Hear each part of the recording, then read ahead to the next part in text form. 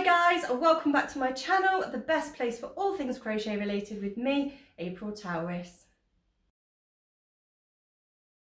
In today's tutorial, I will be showing you how to change colour within your crochet. When you're on your crochet colour work journey, you may come across a few different types of techniques to change colour. Tapestry crochet, which is a technique of trapping your yarn as you work, so whichever colour you are not using, you would crochet over the top of that and move it along as you crochet the new colour. Intarsia crochet is a little bit more fiddly, but well worth the finish when you have completed your project. That involves taking little bobbins, so every time your colour changes, even if it's changing back to the original colour, you would have a separate bobbin for that.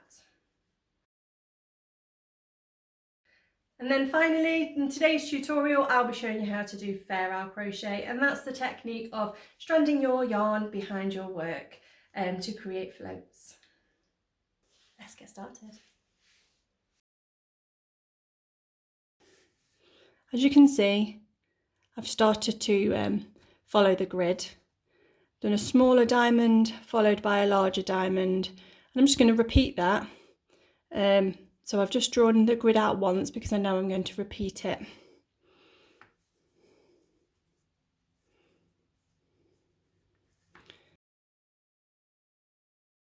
So to change colour, you want to always change colour on the stitch before where you want the colour to be.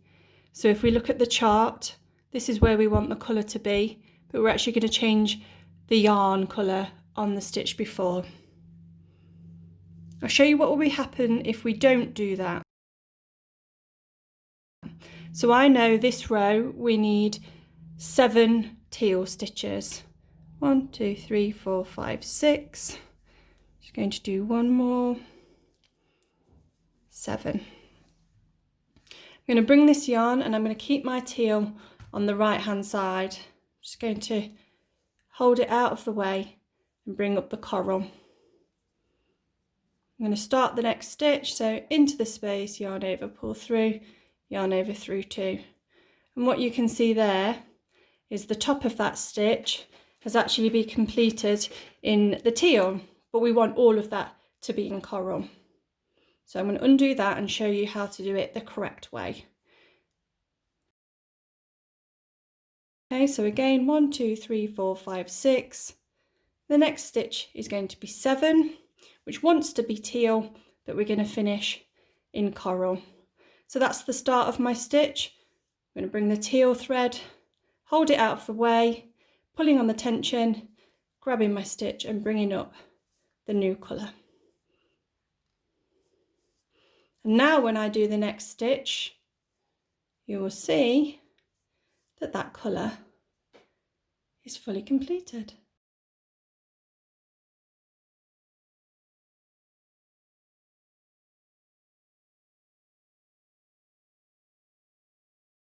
So again, 1, 2, 3, 4, 5, 6. I'm going to do the 7th stitch in the coral, pulling the tension of the teal onto my right side, grip the 2 loops, pull the new colour through.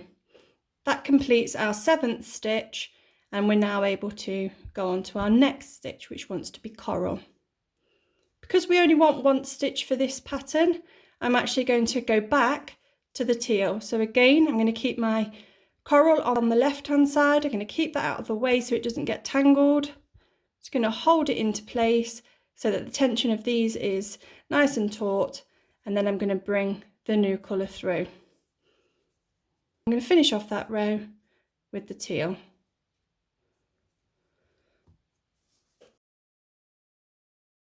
It's so easy to get in a tangle when you are doing colour work. So it's always good to remember to keep your yarn colours separated. I've got teal on the right and coral on the left. It's easy to catch the yarn and bring it up when you're trying to change colour. It's always good to remember to turn in the same direction each time so that it doesn't get tangled up. if you're new to Colourwork, it's inevitable you're going to get in a tangled mess. Your yarns are going to get twisted, and you'll probably spend more time untwisting than you will actually doing the crochet, but that's okay. Just try and remember these guidelines and you'll be fine. Now that you've turned your work, you will see the back of the crochet with floats. Here's where we need to talk about positioning of your yarn to avoid tangling.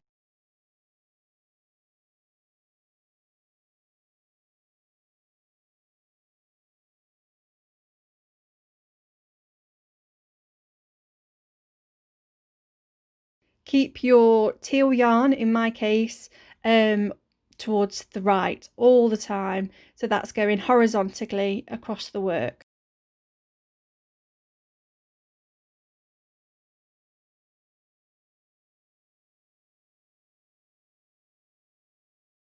Sometimes you just need to give your work a little bit of a wriggle so that it sits nicely.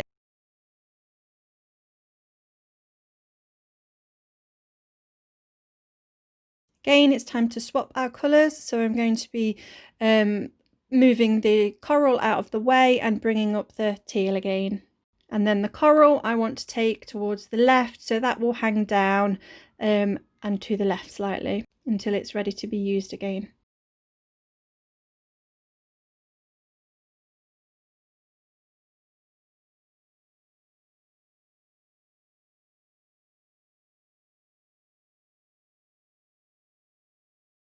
Just holding my thumb on the teal thread so that I can help with the tension.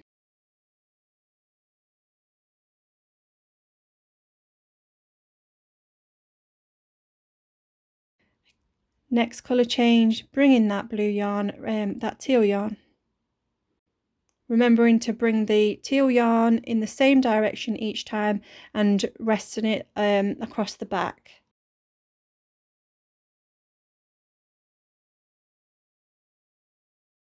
Remember, keep your teal to the left and your coral to the right to avoid any tangling. If you need to, physically move your balls to one side of the room and to the other so that you it's obvious which side they need to be. It's so easy to get in a mess.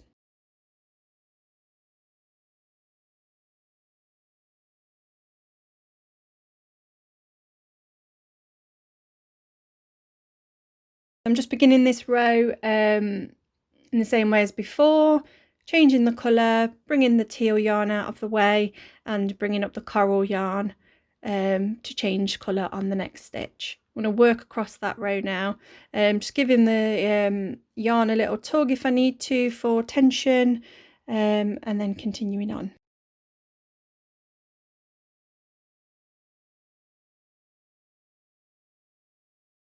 Repeat that across the row.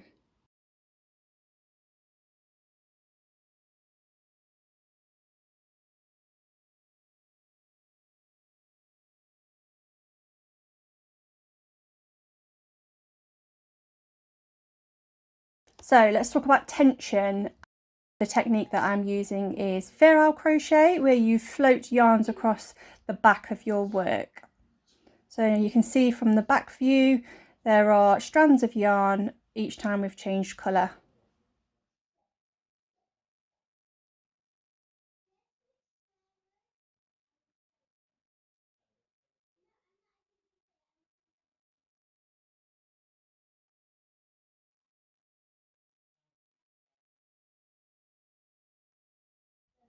So again, it's important to remember to bring your yarn round the right way so that it runs across the back and doesn't get tangled.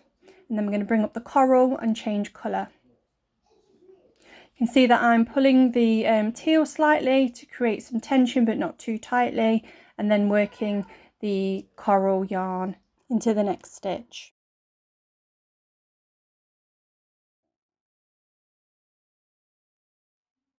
Again, bring the coral yarn forward and then pick up your teal. Bring that out the way and then the teal round. As you can see, I'm just demonstrating that you can have your loops too loose, and then you can also pull it too tight. So it does take a lot of practice to get this right, but what I always like to do is make sure that the crochet has got a bit of spring to it, so that you are not creating some uneven rippled bits of fabric. So they're just giving it a tug, holding the thread down and then carrying on in the new colour. Just giving the coral a little bit of a tug to make sure that it's not too loose.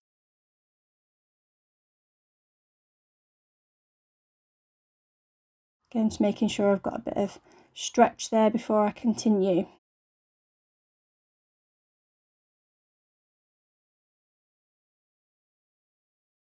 Wrap that teal yarn around and bring up the coral. Again, rest it over so it's as flat as possible without being tight. Give it a tug and then continue.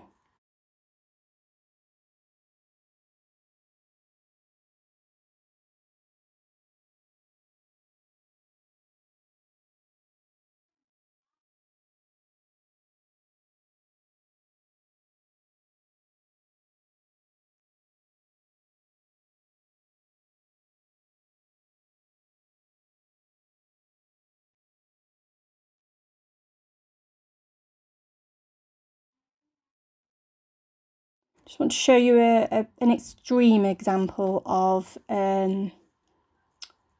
not quite getting the tension right. So I'm just going to take my teal out of the way and change to the coral. As you can see, this float is quite a large float, so if I pull the yarn, it will gather the fabric, which is what we don't want to do. So what I like to do is pull it as much as possible so it's still got a bit of bounce, and then just run my fingers across the fabric, holding the thread in place, gripping it, and then working my next stitch. What that allows is to make sure that we're not pulling too tightly. You can always tack that yarn in after a couple, so maybe do 2 or 3 stitches and then tack it into the back so that it's not as big a float.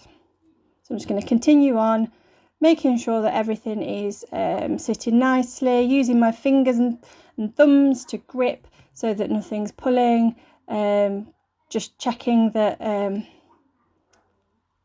everything's in place.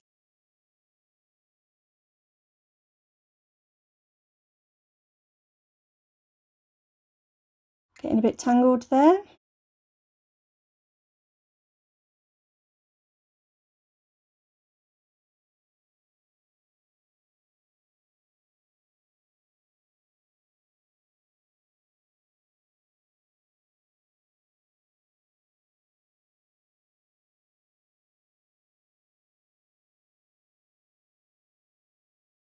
Again, here I'm just showing you that just keep giving it a little tug, guiding it through without it being too tight or too loose.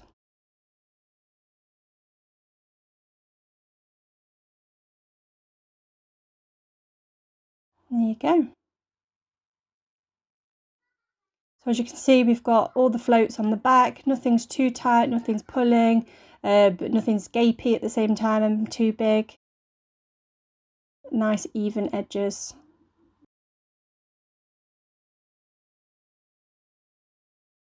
So now I'm going to show you how your stitches look on the front and the back. 1, 2, 3, 4. And I'm not going to colour change on this first bit. I'm just going to go straight over it with the teal. This will allow you to see how the stitches formed above the coral section.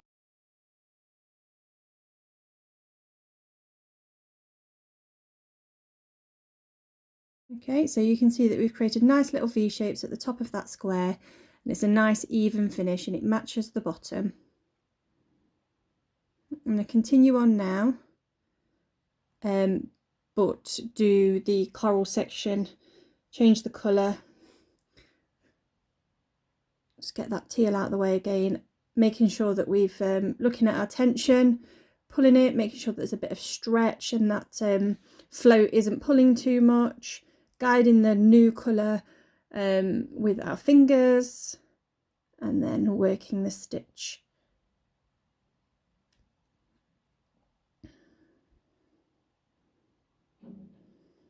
And take that out of the way and bring the new colour up, making sure that the tension's sitting nicely, floats aren't too tight or baggy.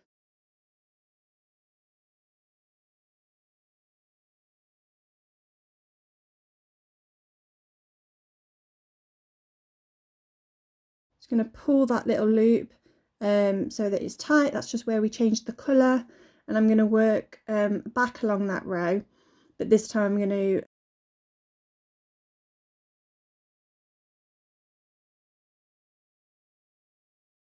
go all the way over the stitches with the teal, so we can see what the front side and the reverse side look like.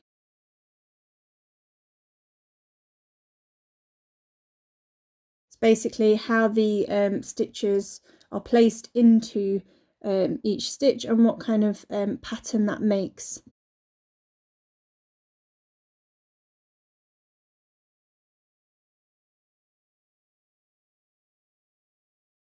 Three more.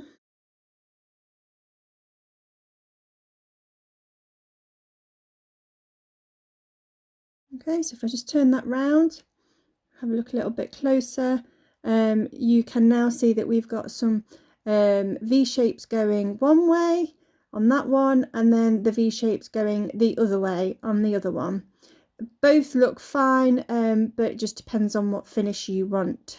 If you've enjoyed this tutorial, then don't forget to hit the subscribe button to see more video tutorials like this and crochet ramblings from me. You can find me on all social media channels as April Towriess. I'm on Instagram, Facebook, Pinterest.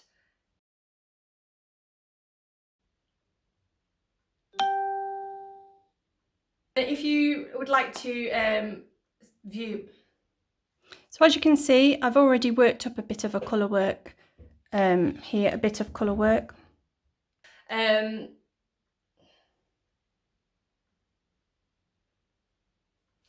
up ducky, that's one of my favourite